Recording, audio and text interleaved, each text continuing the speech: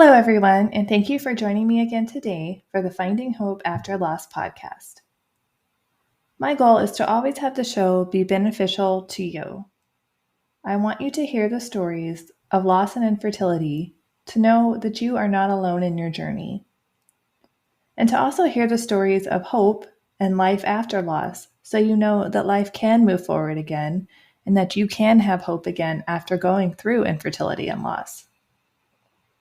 And if there are ever any topics that you would like to hear on the show, you could always email me at Sarah, S-A-R-A-H, at journeyforjasmine.com, or you can always send me a message on Instagram or Facebook at Journey for Jasmine. So today I am talking with Michelle. She went through infertility, including multiple rounds of IUI and IVF, and she also experienced a miscarriage and the neonatal loss of her daughter due to her being born early because Michelle had pre-eclampsia. Ultimately, she used a surrogate and was able to have her living child. After the loss of her daughter, she was inspired to create a nonprofit, the Collette Louise Tisdahl Foundation, in honor of her daughter, and it now helps other families who are going through pregnancies with complications, pregnancies that end in a NICU stay, and people who have experienced loss. Hello, everyone. Today I am here with Michelle. Michelle, can you tell us a little bit about yourself? Sure. So I am 41, mom to three, one living child who will be 3 in July. And I run a nonprofit that my husband and I created after the loss of our daughter. And we provide financial assistance to families in what we kind of say are the 3 stages of Colette's life. High-risk pregnancy, pregnancy with complications, NICU, and loss. And and my son the foundation keeps me busy, my son keeps me busy. And then I like reading, I like movies, TV shows. I'm always binging something, and and just kind of trying to carve out some time for me. And I think all moms can relate to that of trying not to lose yourself in motherhood, and also losing yourself a little bit in motherhood. So yeah, that's definitely a struggle, I think, for a lot of us. Yeah, for Do sure. you have a favorite TV show that you're watching, like right now?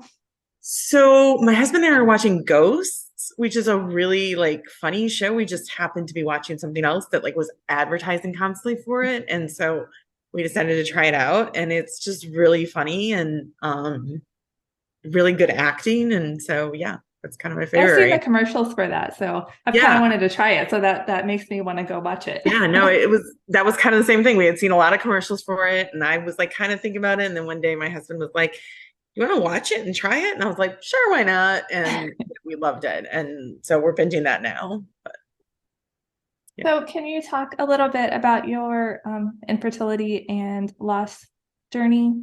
Sure. So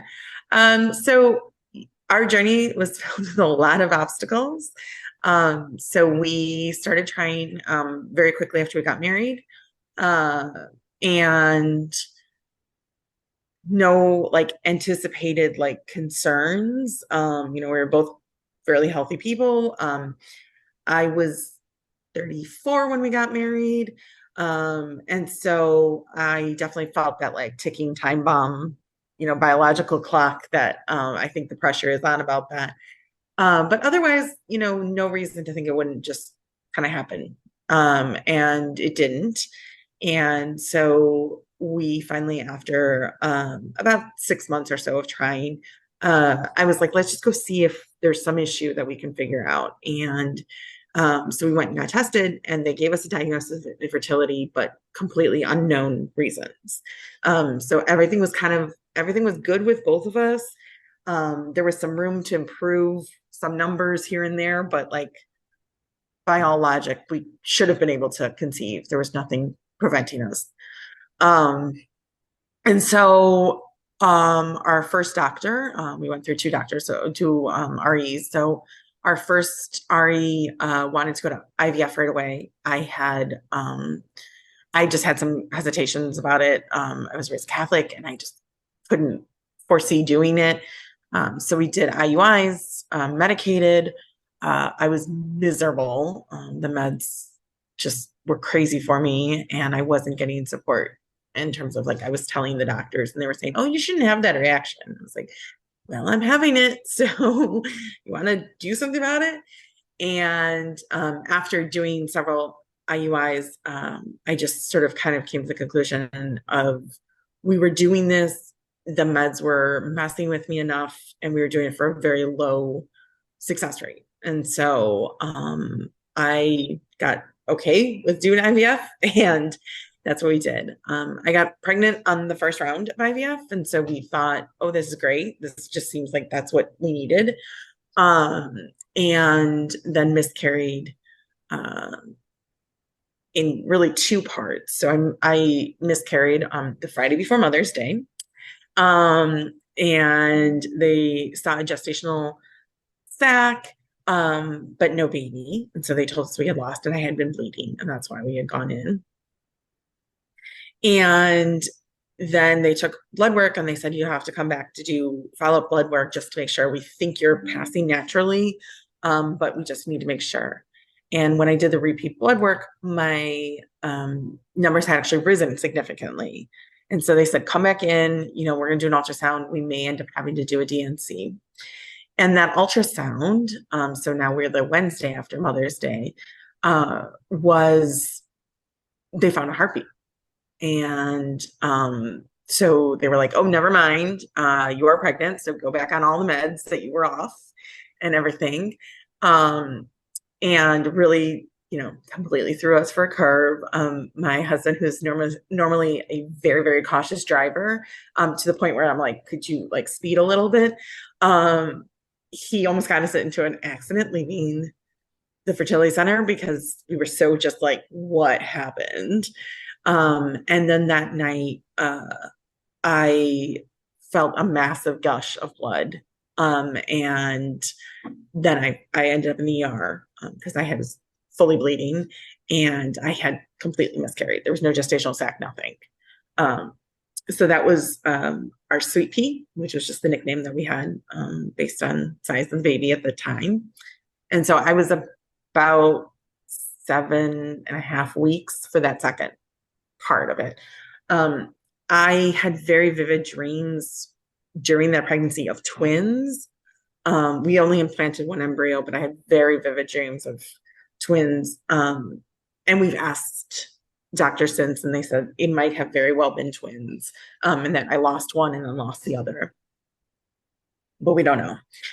And we tried again. And, kind of, I think once you've done IVF once, you just think like, oh, this is like, they're going to do the same thing. It's going to work the same way. And the only difference that really we had made was we got the embryos genetically tested and we hadn't previously. And that one did not take. And then we were out of embryos. And I was frustrated with our fertility place and I wanted to leave. And we found a new doctor who was awesome and, wonderful. And so we did another egg retrieval and another transfer. And that was in December of 2017. And I got pregnant and, pretty normal pregnancy. I mean, I was sick all the time. I think the biggest named thing is morning sickness, because if it had just been in the morning, that would have been one thing. But when it's all day and you're like, please just don't let me throw up again.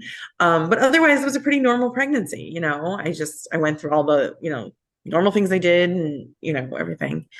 When I was 21 weeks pregnant, I went to a standard OB appointment and my blood pressure was 188 over 110. And they tried it, they had me wait for a little while and they tried it again and it never budged from that range. It was, a couple points up and a couple points down, but it was always in that really high range. So my OB told me to go to labor and delivery, go to the hospital. And, she stayed really calm. And I'll be honest with you, I hadn't seen what the actual reading was. I just knew it was high, but I didn't know what that meant. And she was very calm. She was like, okay, just go. You may want to stop and get something to eat and then go. And, so that's what we did. When we were leaving, my sister and I are super close. She's my best friend. And so she had some intuition. I told her very little, but she had some intuition. And so she called me and she was like, what happened? And I was like, well, they're telling us to go over to labor and delivery because my blood pressure is a little high. And I had in my hands the like after visit summary. And as I started walking, wind came and kind of opened it up for me. It was folded in half. And that was when I saw the reading. And then that was not what I had expected. And I didn't feel like I would have felt with that high of a blood pressure. And so we went to labor and delivery, and they ended up admitting me with a diagnosis of severe pre-eclampsia. And I didn't know what that meant at that point in my life, which seems so funny because now I feel like I know preeclampsia so well.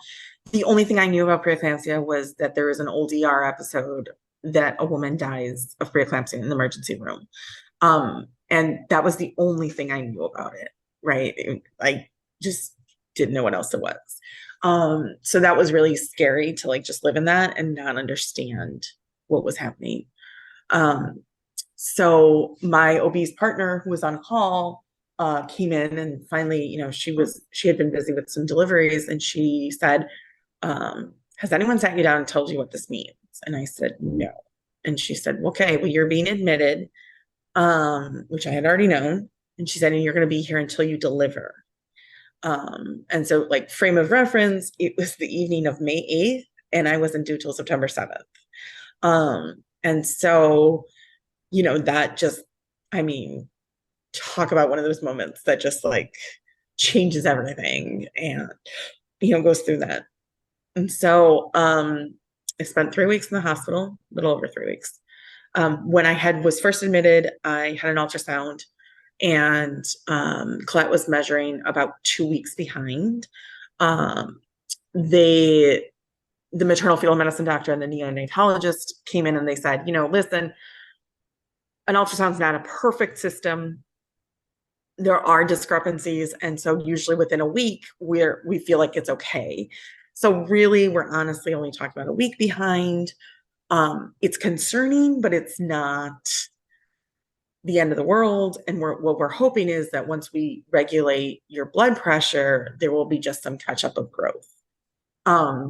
And so that was the plan. I was just going to stay there. If they could not control my blood pressure, they would have to deliver. And we had a couple scares of that, but they usually, they were able to deal with IV meds to get it back down. And then if not, we're just going to wait and see. And, kind of like my job was just to like cook this baby as long as possible. And so the repeat ultrasound that they did, not only had there not been any catch up, but there had been no growth in the 3 weeks. And so she was measuring very behind at that point. And the recommendation was to deliver, saying there was more the doctors could do on the outside than they could while I was carrying her. And so at 24 weeks, 5 days, emergency C-section, a classical, so it was cut both ways. And, she came out, and we didn't even know. I mean, we had made it to 24 weeks was viability. So that was the awesome part, like we'd made it that far. But, she was measuring so small that they told us, like, we don't know if the smallest tube we have doesn't fit her. Like, we can't do much to save her. And so we knew all these things coming in and doing that. The second to smallest tube fit her. So, it seemed things were good. She was whisked straight to the NICU. And that's where she spent her short life of 9 days, ups and downs, all over the place. ultimately, the ventilator that they put micropreemies that are that small, she was just over a pound when she was born. And they put them on a ventilator that's very intense, to get their lungs, up and running, basically. It's very intense, and the fact of prolonged use of it can start to shred the lungs. And that was basically what happened. They could never get her onto the other ventilator. They tried, I don't even know how many times. And her numbers would drop, and they would have to put her back on the original. And so eventually her lungs had just been, essentially shredded, and could not support her anymore. And so we, 9 days later, we finally got to hold her for the first time, surrounded by our families, in a private room. And that was the first time we held her, was as she was dying in our arms. And, I mean, I'm sure most listeners know, like, that feeling, is just, it's so much. I mean, it's indescribable, and it's all consuming, and it feels surreal, and all of it. And so, kind of just living in that of, I still remember the next day when at one point my husband and I both woke up, probably, 4 a.m. or whatever, and looked at each other. And I remember one of us said to the other, that didn't really happen, right? Like, that was a bad dream that we had. Because that's what it felt like. It was really hard to understand that had happened. And so, and I think, for me, I know, and my husband has said similar things, but for me, I really, once we made it past, 24, 48 hours, 72 hours, like, I was not thinking she was going to die. I was anticipating she was going to come home with a whole host of medical issues. And I was thinking of things like disabilities and ramps, and, oh, we don't have a bedroom on the first floor, but could we create a bedroom on the first floor, and what would that look like? And I was thinking all of those kinds of things, but I was never thinking that she was going to die once we made it past those few kind of days. And I think that that's something that, like, I do spend a lot of time telling medical professionals that we need to address that, and we need to be honest, and say, there is still a risk, because I've met so many parents that have lost similar to us, whether that be, a couple weeks, a couple days, a couple months, and that can still happen. And I think that's really scary, and we don't say it. And I think then, parents who do suffer these losses are particularly struggling, because they're just shocked and, on top of grief. And so, we grieved, we did everything. I became in some ways obsessed with starting this nonprofit, and really decided it had to launch on her due date of September 7th. And so she died May 31st. And I became obsessive with that. And I think that was part of just channeling the grief and the emotions. I also, just because of the timing, I don't know if it was, I may have had a postpartum depression, anxiety, something. But because it was happening kind of like simultaneously with the grief, I don't know what was grief, what was that, and how that played together. And in the long run, I guess it was all about coping and figuring out how to manage it. So I guess identifying it as such doesn't really matter. But yeah, and healing from a major surgery and trying to live in it emotionally was a lot. But we launched the nonprofit on her due date, which was really important to me, and I think really gave me some direction, some meaning of what I was going to do next, because I was definitely lost and did not know what to do, next. And then I spent that summer and I ran around to every doctor I could imagine because I was convinced something was wrong with me and that I had like that whatever was wrong with me had caused all of these problems. And so I ran around to every doctor I could imagine. I had a colonoscopy, and I was 36. And with no risk factors, no family history, anything like that. But went and basically, pushed and went and got all these tests and found out nothing was wrong. And that was frustrating. And so then we went back in after her due date had passed. We had decided that we would just kind of wait and see. And then we went and had a preconception visit with the maternal fetal medicine doctors. And honestly, there wasn't a lot that they could tell us that would make things different in the future. Um, and they worked with us for a long time, but I think this is where we can see that this is, these kinds of things are so under researched, and just there's not enough money that is given to anything related to women's health, including pregnancy and infant mortality and all of that. And so we decided to try naturally through the end of that year, so 2018. And then we would go back and do another transfer in the new year. And so we tried naturally, I think just hoping that maybe that was going to work. And one of the reasons why we decided to do that was we weren't like emotionally ready yet to do IVF. And then also there is some increased risk of preeclampsia with IVF. What they don't know is if it's IVF itself in that process, or if it's just generally the patients who go to IVF would be more at risk for preeclampsia anyways, and they don't know. But I was trying to control what we could of risk factors, and I couldn't change my age, but we could try doing that, and so we did. It didn't work, and then in the new year we did another transfer, and that did not take. And when we found that out, my husband was in tears, and I just felt this huge sense of relief that I wasn't pregnant.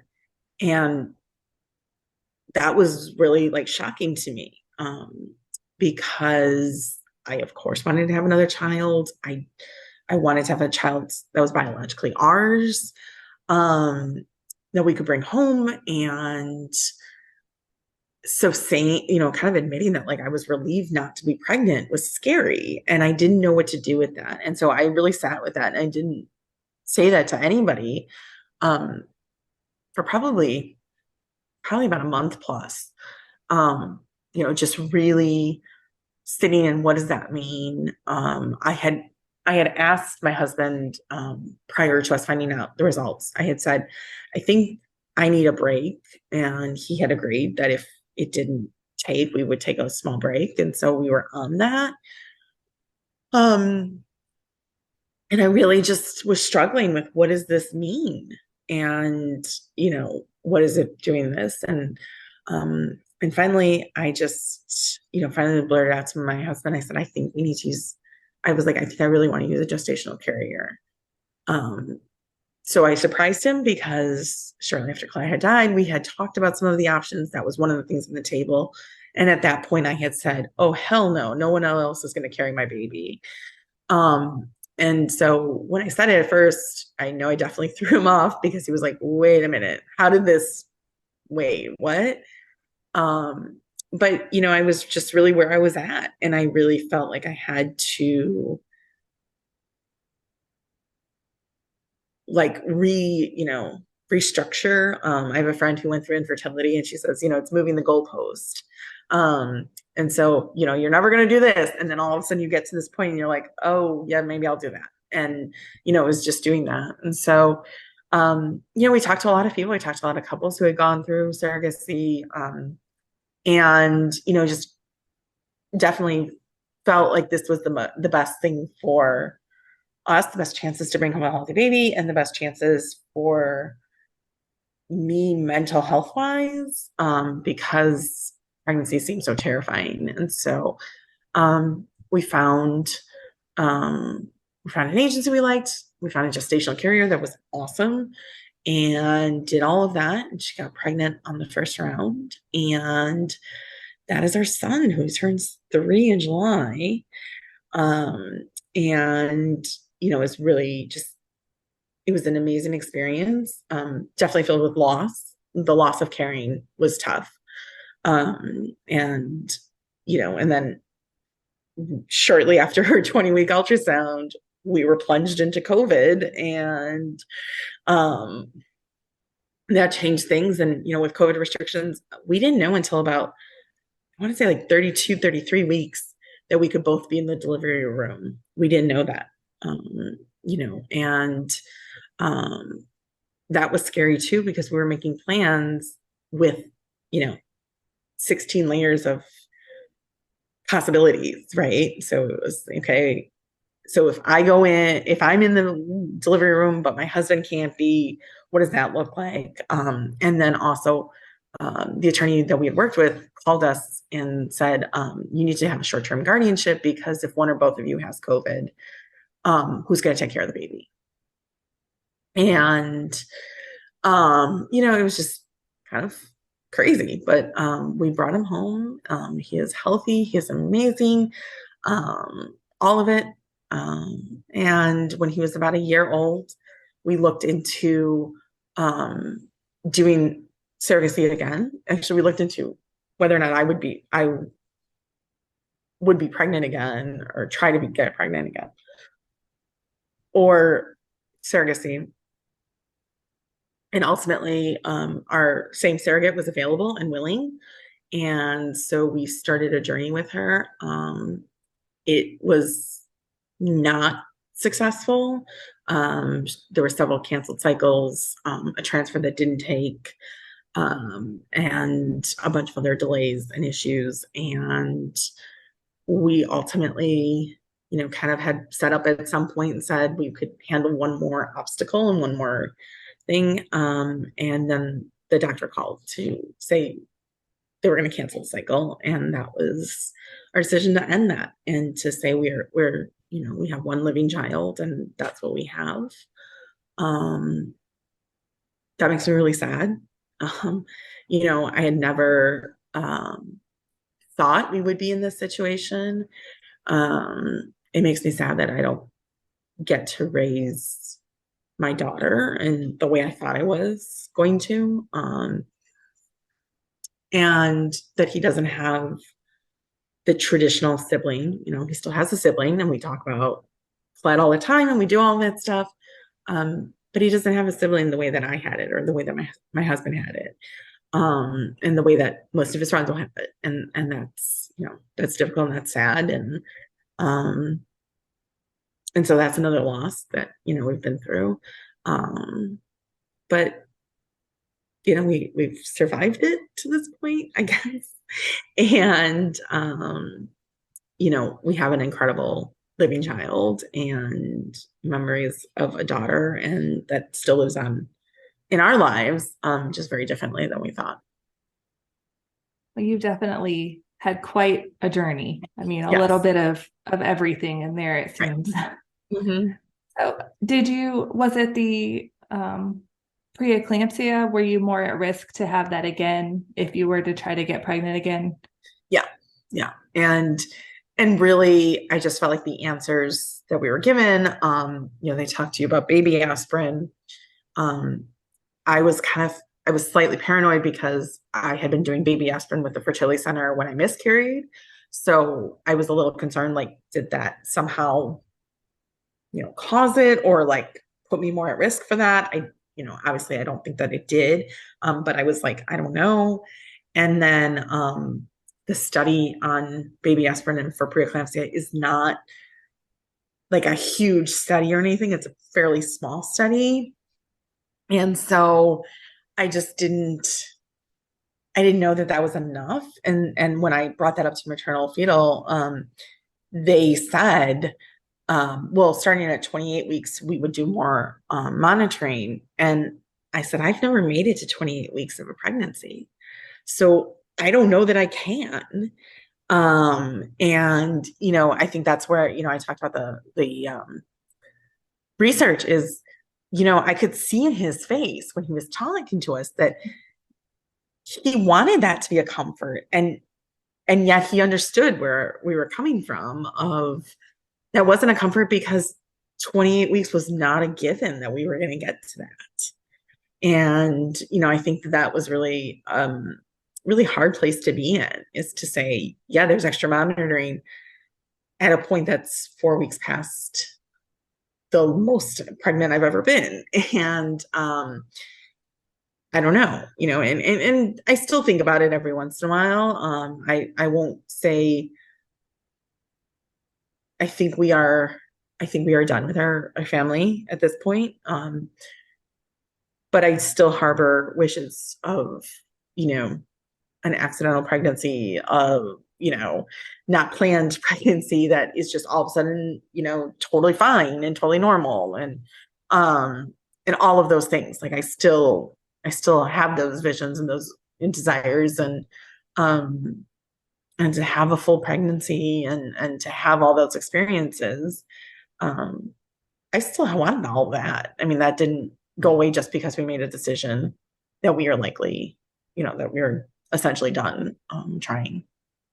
And, I think definitely going through infertility and loss, I mean, you get robbed of that typical pregnancy experience that, everybody else seems to just get to enjoy. Like, oh, I want to get pregnant. I get pregnant. I have the baby. And that's, right. And we don't get that. Right. Yeah. Yeah. Yeah. And it's strange too, I think, in that process of what you sort of miss and mourn. I remember at one point, because of the way my C-section was and I was cut, they won't let me go into labor because labor could rip my uterus. And so I knew that. And, at one point I remember saying, I will never get to experience labor. And, the people who were around me who had gone through labor were like, that's not a bad thing. And I was like, yeah, but you guys got to experience what that felt like. Like, I will never feel that, right? Like, I will understand the most, just, as partners and non-birthing parents, no, but I won't know what that actually feels like. Um, and that's tough. It's something that most moms have experienced. And, knowing from this point, like, okay, you gave birth, but you didn't experience this and you never will. That's really hard, right? And yes, I know that there are probably women who had totally normal pregnancies and tough labors, and they're like, that's a win that you'll never experience this, kind of thing. And I get that. And if I was in that position, I'd probably say the same thing. But it's just part of that normal experience of doing that, or, in doing infertility treatments, right? The way you find out you are pregnant is very clinical. You are getting a phone call from a lab and you know when you're getting a phone call. And so, the stories that friends and family have had about, how they figured out they were pregnant or how they told their partner or anything like that is something that I lost out on. And, and that's, again, I mean, there are minor things for a lot of people. But not getting those experiences really feels tough, especially when there's so many of those kind of like, little points that just add up to your story of loss. Yeah, I definitely know what you mean. And I think people who haven't gone through it, they won't ever understand that. It's like, right. Oh, good. You didn't have to go through the pain of labor. And you're like, yeah, but I would really love to go through the pain of labor. Right. Exactly. Let me decide for myself that it's hard, Right. Like, exactly. Yeah, exactly. Yeah, all of it. And, so I think that's, or like, I remember, so, like me, like talking to a friend and saying who was pregnant, and I don't know, saying something like, oh yeah, that sounds like pregnancy, whatever. And then she was like, yeah, and now that I'm in my third trimester, and I was like, I've never experienced a third trimester pregnancy, I mean, right. And you're like, and I'm sure that there would be plenty of women who would say, yeah, you don't want to experience it. Like, it's not, great when you're getting, uncomfortable and all of that. But again, it's just like taking that decision from us, and that, that experience from us just feels so much heavier when the journey hasn't been easy. Well, and I know you mentioned earlier that you tried to control the aspects that you could control, Right. and I know I struggle with that too, because I want to be in control of everything all the time, and it just going through all this makes you realize how little you actually have control over. Right. Yeah. Yeah. Yeah. I definitely feel like along the whole journey, but I think definitely after losing Colette and sort of that feeling of, like I was the model student, right? I knew how to, like, this is what I had to do, and I did X, Y, and Z, and that's what this result came.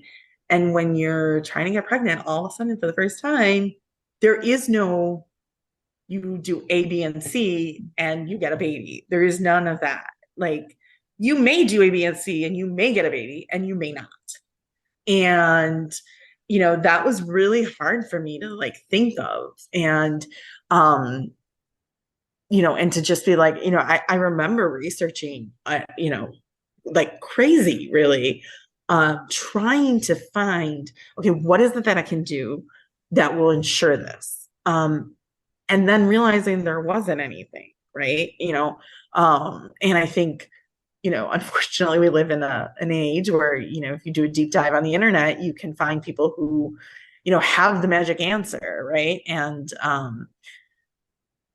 I still remember being in the parking lot of the grocery store, and I had fertility diets printed out and putting together my list and saying, and I forget what it was, but, oh, this diet says to eat this, but this other diet says don't eat that.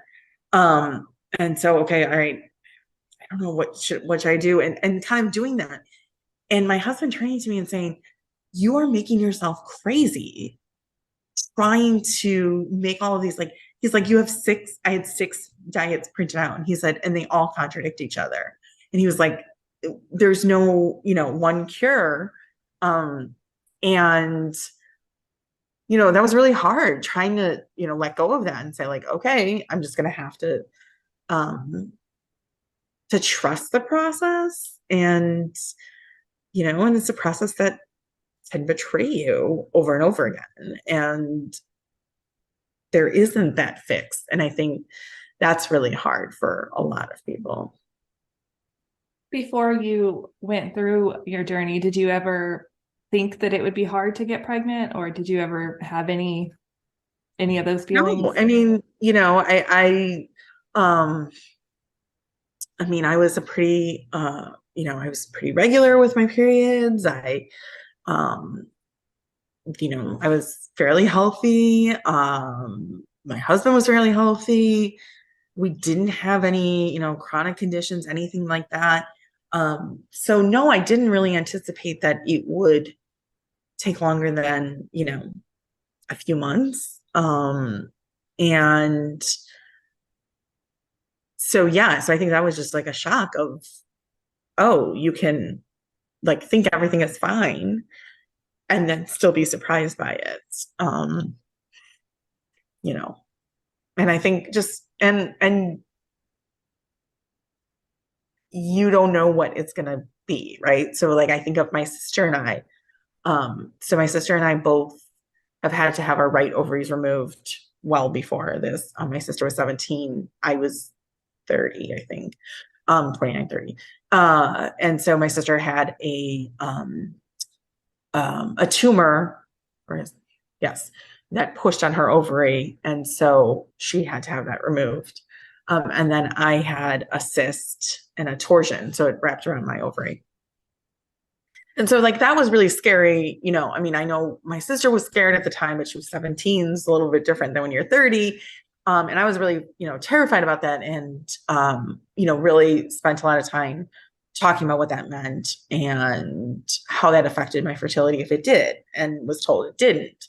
Um, and so, with one ovary and being in my late 30s, I had really great egg numbers, right? And so I still remember we had a couple of embryos left, and I decided I wanted to do another egg retrieval after Collette just to have, more. And part of it was also to I just wanted to ensure that like once I knew my blood pressure was regulated, that I was doing more embryos with that regulated blood pressure, just in case that was a factor. And there's just so little that they don't know for sure if that is or not.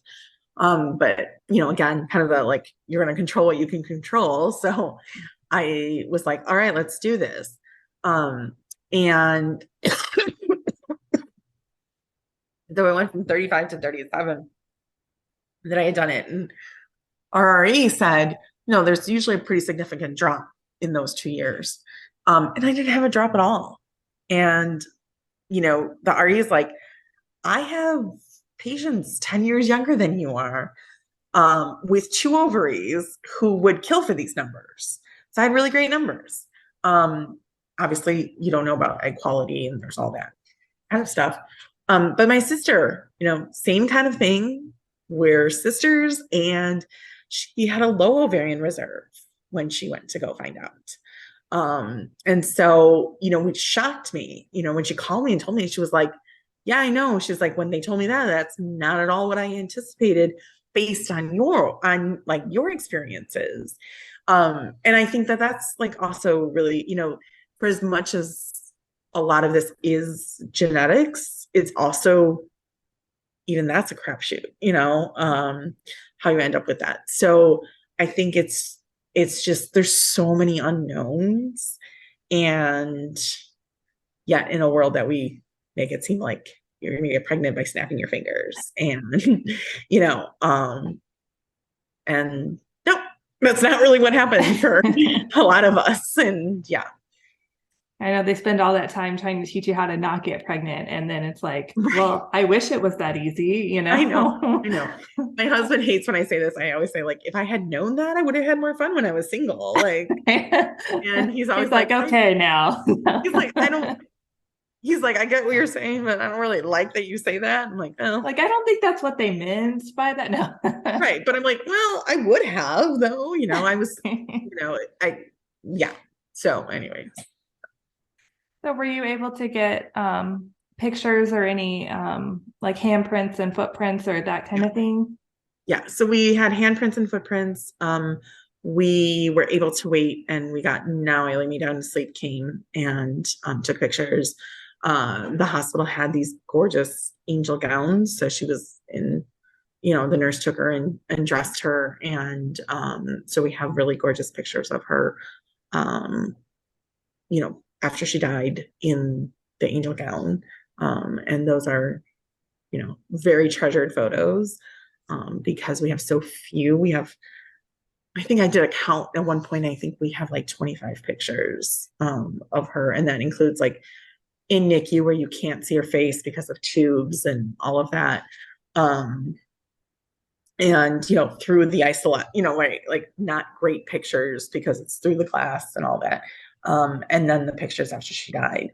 And, those are really all very treasured photos because of that.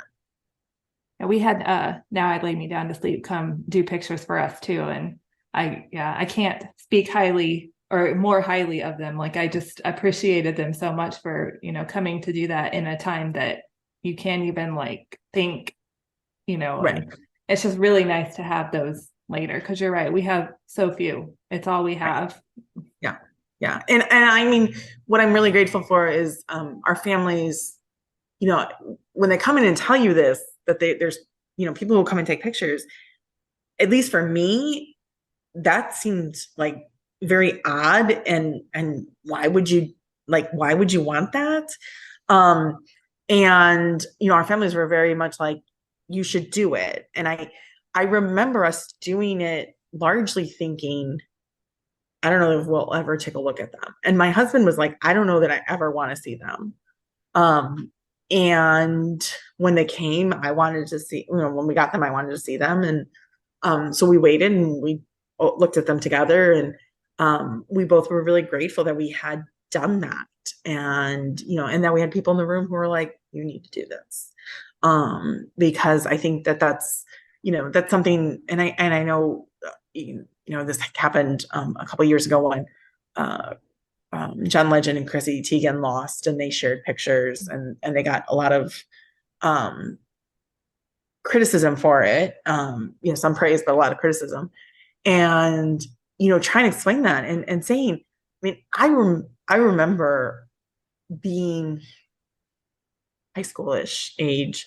And at the time, I would get my hair cut by a woman who did it out of her basement and did everybody in the neighborhood. And her telling me about a family that I think it was like 3 or 4 kids already and on their 4th or 5th child, and that's why I can't remember that exactly, was stillborn. And she was telling me the story of, and then, they brought the kids in and they took family photos. And I remember in my head being horrified at the idea, like, why would you do that? And sort of just always thinking that. And then when you experience it, it feels very different, and it's a very different feeling. And so, yeah, it is a little like, sort of subjective, like, just looking at the facts. It's a little odd that you're taking pictures of somebody after they died, right? But it's also, for babies, it's so different, right? You don't have those family photos like you do of, parents and grandparents and all of that. You don't have any of those photos. And so a lot of times that's your only chance to have any of them, or, any memories. And I think that's really, it's a very unique experience. And I think a lot of people don't understand. And obviously on some level, I hope they never understand, so that they haven't gone through it. But yeah, I think it's really, just really important to have those avenues and those ways to remember. That's the number one thing I try to encourage anybody who's going through a loss. Like, take the pictures, even if you don't look at them tomorrow, a year from now, whenever, at least you have them. And I think eventually you will want to look at them, because we didn't look for a couple of weeks either. I was like, I just can't do it. Like, I know they're there, but I can't look at them. And now I still get sad seeing them, but I'm grateful to have them. Yeah. And I'm really grateful we did. So there's a kind of a fancier baby and kid photography around us. And what they are like famous for is they do, what is it called? What is it called? There's a name for it now. I can't, it's totally escaping me, but they do basically like, it'll be like a 9 pictures, like 3 by 3. And it's baby part photos. And so it's like, their feet, and, it might be a cute little baby butt picture, and, those kinds of things. It depends on, what they get and what parents choose. And so we did one for our son. And while we were choosing the photos after the photo shoot and everything, a couple weeks later, all of a sudden I looked at it and I was like, there's some pictures of Collette we could do this with. And so I asked them, I said, would you be willing to take photos that were taken elsewhere by, the Now I Lay Me Down to Sleep, and to do the same thing, framed and whatever. And they were really like, yes, let's do it. And so it's really nice. In our house, we have both of our kids, their baby parts up on the wall. And it's really sweet. It's really beautiful that we have both of them. And that they have this, we have this memory of these moments in time of what they look like. And, I think that that's something that I was very grateful we had the photos, and I was even more grateful once we could do the same thing. So there was just a very similar aspect to it. And it's interesting to look at them and to see, you can certainly see, so the big joke is, so Collette had my nose. That was something that, I knew, and everyone who saw her said kind of like right away was like, oh my God, she's got Michelle's nose, or she's got mom's nose. Um, and when our son Elliot was born, my husband said, he has Colette's nose. And I said, that was my nose first. So it's really my nose, but okay. But it's interesting to see those pictures and to see the little, like, when you look at those and you see the little curves and the, this and that, and realize how similar that they do look in a lot of cases. And I think that's, I think any parent does that with when they have more than one child, of just like, where do they look alike? Where do they not? That kind of thing. And so it's really pretty that we have that. And I'm very grateful that we had the Now I Lay Me Down, and then that the photographer we worked with was willing to take those photos and really, crop them down and come up with things so that we had two similar ones. They're not the same, but Yeah, I love that you were able to do that. I think it's important that we, try to include them in our pictures around the house and things like that. Right. And it's nice to have it feel normal. Like, you have both of them there. Right. Yeah. Yeah. So, do you want to talk a little bit about your nonprofit? Sure. Yeah. So, it's the Collette Louise Tisdahl Foundation, and we are really just trying to improve outcomes. So pregnancy, childbirth, infancy, and then help in the grieving process. And we do it, we're most known through our financial assistance program, but we also do advocacy and education. And I think education is so key, because I thought I was pretty knowledgeable on most of these issues, and I was shocked to find out so many things that I didn't realize. Like, I did not know what the status of maternal mortality was in the US right now. And I didn't know all of that stuff. And so, educating about it, and then educating about how to address when things don't go right.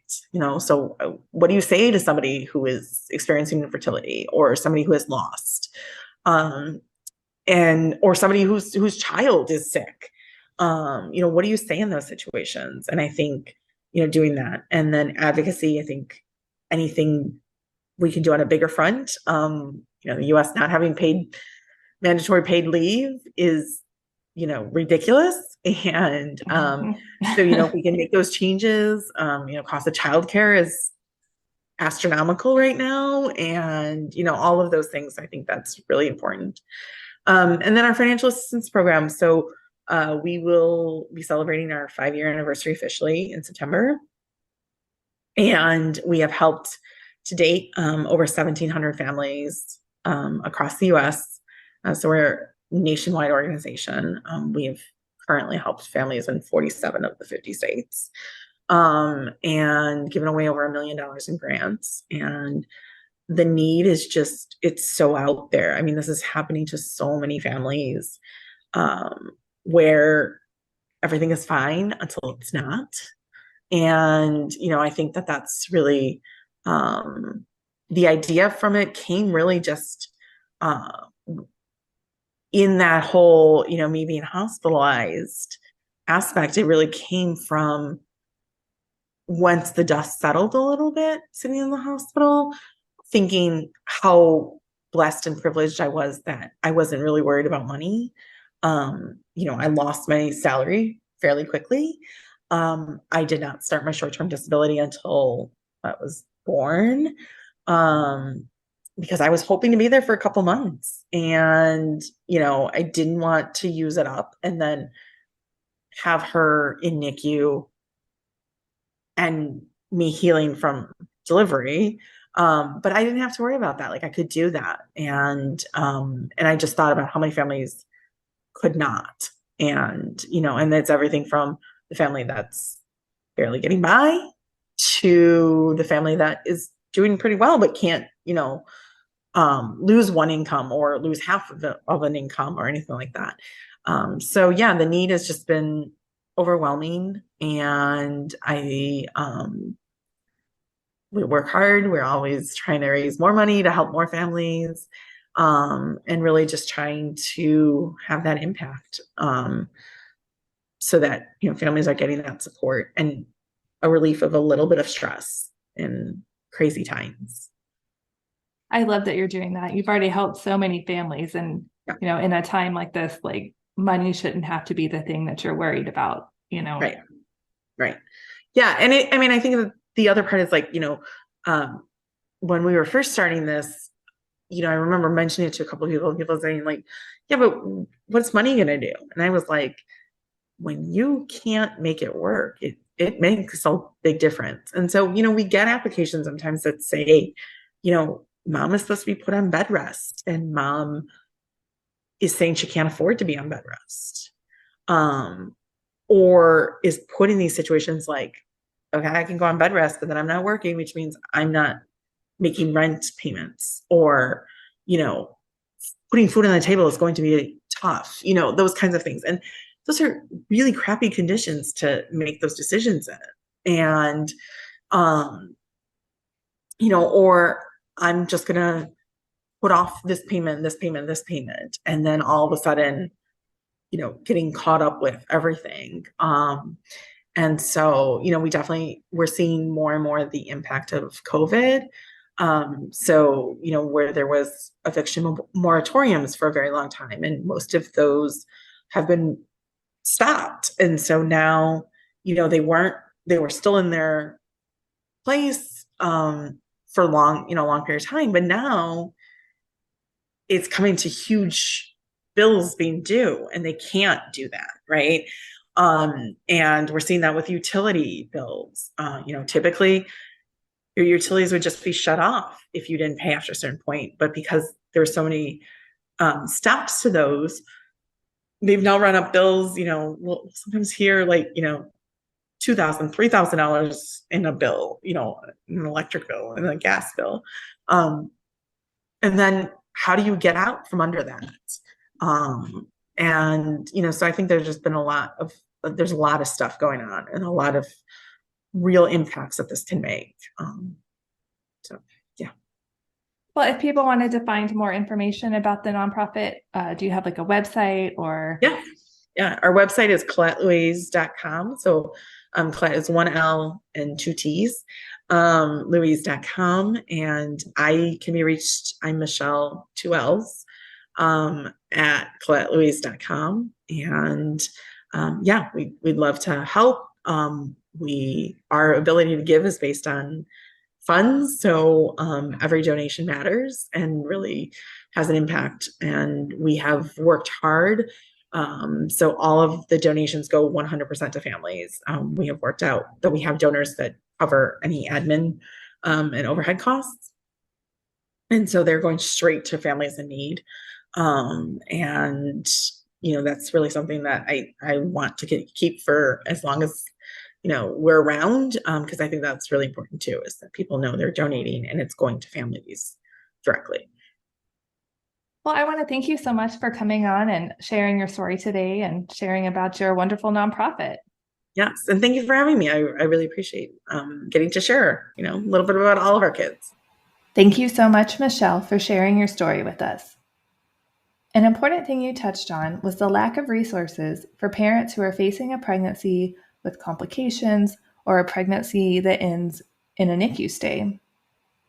We're not able to simply always leave our jobs and just survive without the income. Many of us don't get large amounts of paid leave that would help cover this either.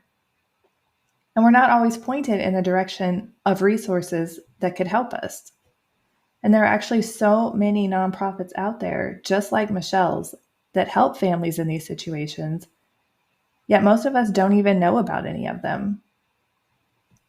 Certainly none of us are prepared to go through the physical and the emotional struggles of going through infertility and loss, and maybe even less prepared for the financial aspect of it being added on.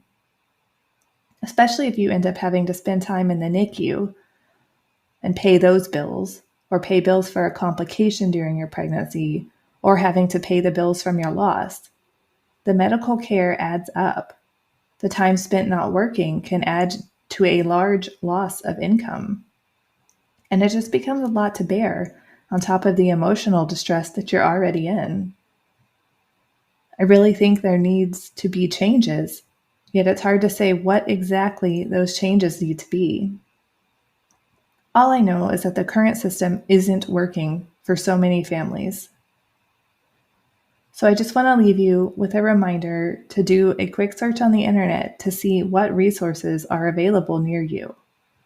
You never know what you might find that can help you out. Don't forget to subscribe so you don't miss any future episodes. If you like the show, please leave a rating or a review. Thank you so much for tuning in, and remember, we are all in this together.